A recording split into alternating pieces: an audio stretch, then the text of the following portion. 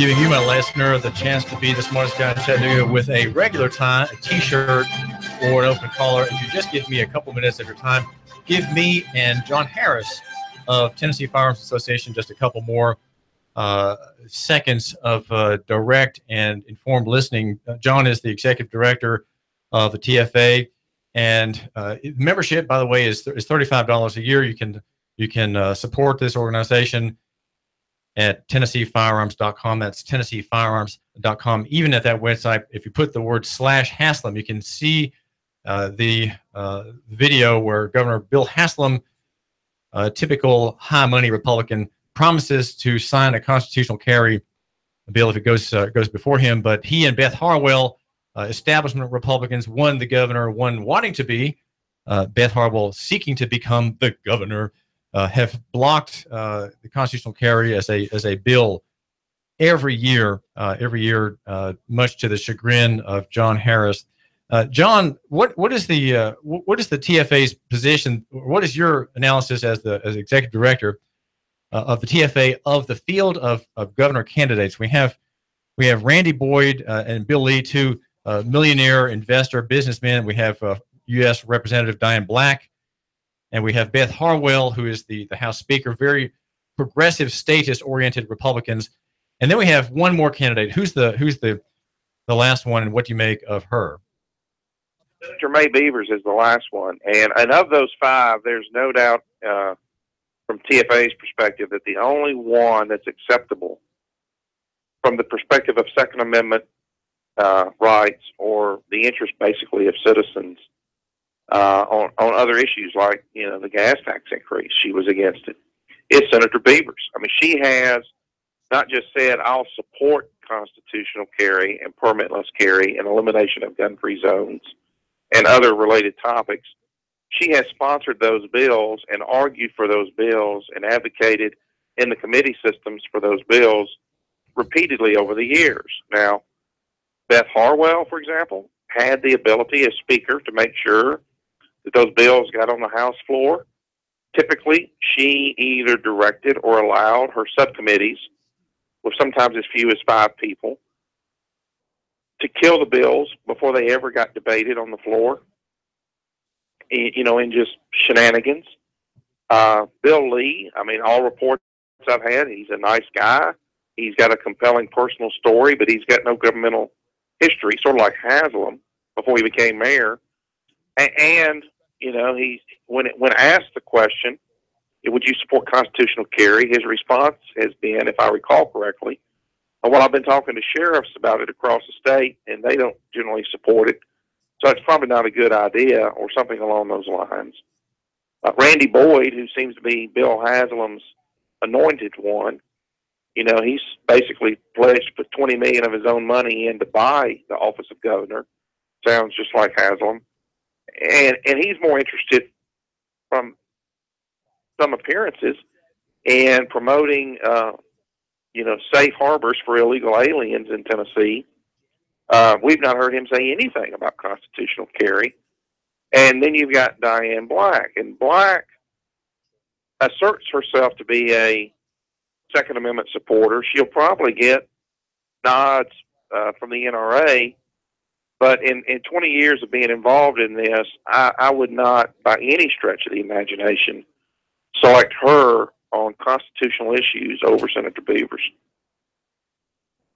So we have a clear field in the lining up for the Republican primary. One strong candidate, Senator Beavers, with 20 years in the Senate, the state Senate, and the state House, has a long record of constitutional-minded, 10th Amendment-oriented measures, pro-marriage, pro-right to bear arms, and sort of anti-Washington efforts that she's gotten into statute. For example, the state, I believe it passed John Harris. The state has a statute that says no state authority or someone receiving state money can enforce federal anti-gun or gun control or gun seizure measures in the state of Tennessee. Is that correct?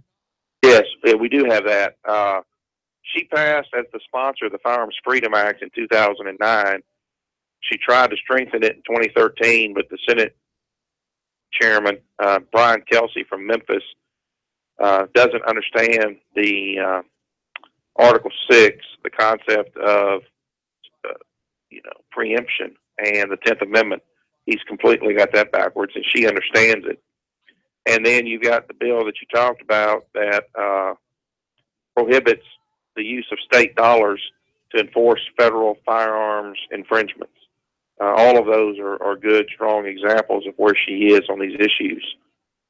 Well, John Harris, how much money is the Tennessee Firearms Association trying to raise from people such as my listener here at Nooga Radio? Yeah, your listener really needs to know that they're going to have to have skin in the game if they're concerned about this and other issues. We've got a governor's race coming up that is going to try to be bought rather than won. We have, according to our numbers, 3 state senators already that are going to be open seats. Beavers, Mark Norris, and Bill Ketron are all open seats. And then we've got potentially 26 names that I've received of House members who may be giving up their seats to, run for Senate, to run for local mayor, or just retire. So about 25% of the legislature is going to turn over in 2018 potentially. So what we're looking at as a state grassroots group is there may be 30 legislative seats that we need to be worried about, plus a governor's race. So where TFA raised and invested about $60,000 in the 2016 races, and we do it, $5 and $10 at a time. We're setting a budget of about $200,000 or more just to be a player in the 2018 races to support candidates. Now, your listeners can and should donate to the candidates of their choice, but they need to understand that supporting a local candidate who might already be good on the Second Amendment isn't enough if, there's a majority of establishment Republicans in other parts of the state that are blocking those bills from, like Beth Harwell does, from ever getting to the floor for a full debate. So we're trying to raise over $200,000, and our first big kickoff to do that is our annual event, which will be in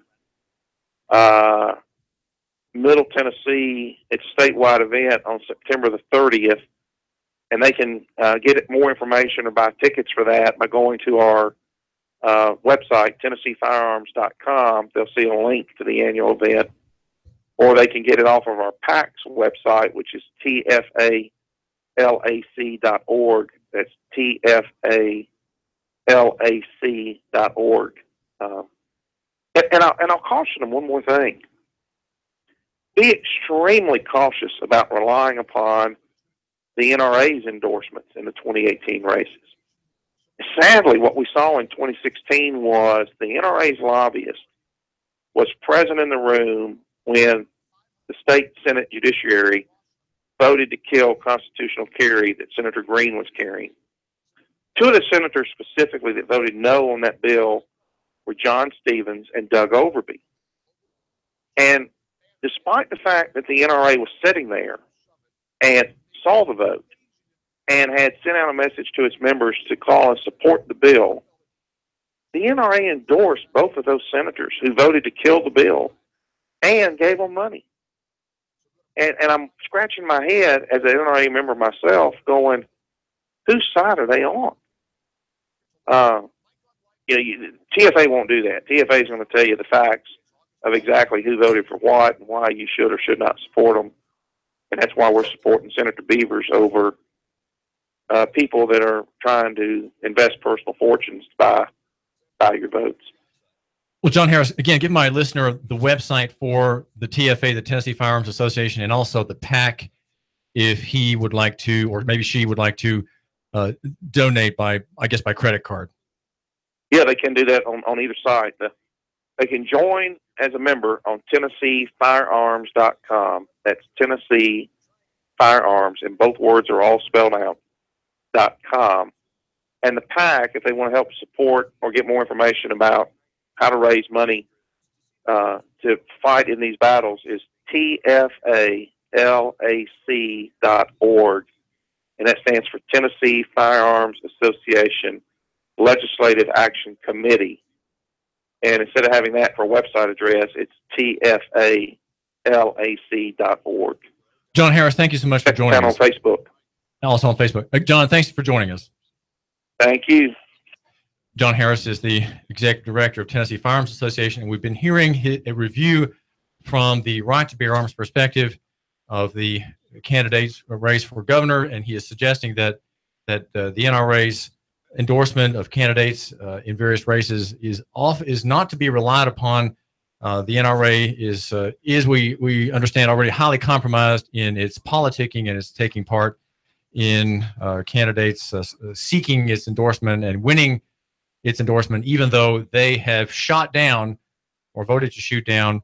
He mentioned Overby, for example, and one of the senators shot down constitutional carry. This is David Tulis, and we cover local economy, the free markets and free markets in Chattanooga and beyond. Love your neighbor and buy local is my theme and my argument. You asked me, well, David, why do we care about these two things? We've had pretty intensely in the past day or so analysis about two rights, two freedoms that you say are important. Well, how is it that the right to bear arms is important to local economy and free markets? What do those two things have together? Weapons on one side and local economy, the free market on the other. How do they connect? Who cares? And then we have this other analysis, this alternative review of the Coonrod and Gladden commercial traffic arrest in June on ML King Boulevard. How does that fit into this overall picture? And I was just thinking this morning on the way to come and talk with you about how they all connect. And I think it's important to say that if you support local economy and the free market, you really need to take an interest in these issues because they are about the exercise of liberties that in many ways we have been denied and which we can exercise only at the risk of being arrested.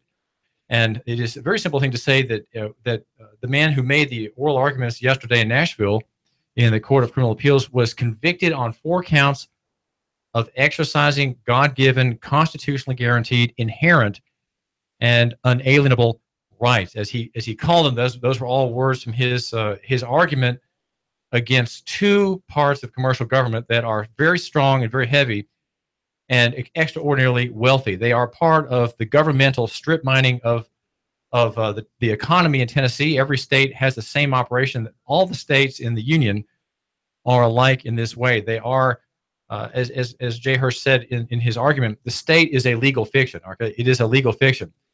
He mentioned that in part of his argument where he said he had subpoenaed 2 district attorneys general because he wanted to have someone on the stand to be able to testify whether the state had been injured or not in the alleged offenses blamed upon him.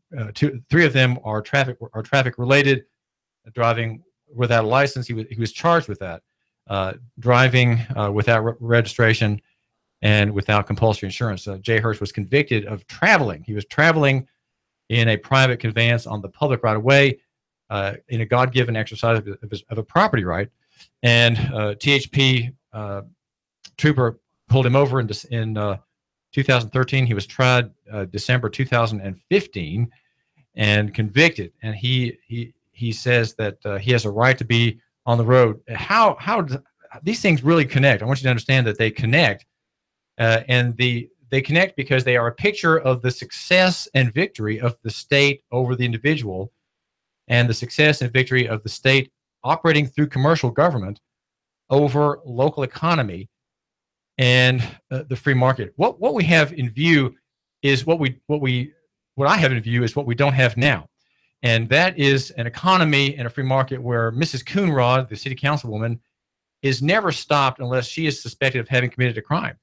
And the man behind the wheel of her car never stopped unless there's a warrant out for his arrest or he is seen as injuring someone or damaging private property running off in the use of a car. He was, in fact, stopped in June by Officer Tiffany Lentz of the Chattanooga Police Department and cited for a commercial transportation crime.